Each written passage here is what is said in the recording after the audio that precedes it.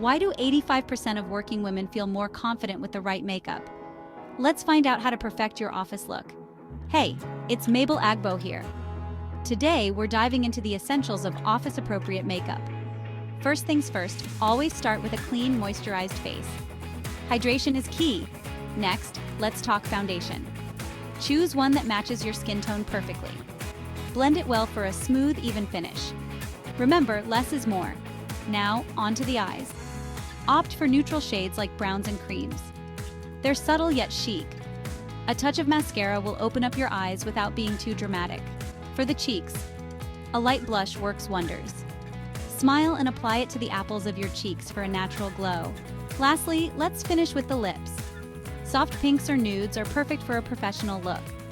Apply and you're all set. There you have it. Quick, simple, and oh so professional. Hit that like button if you found this helpful and subscribe for more tips. Thanks for watching and see you next time.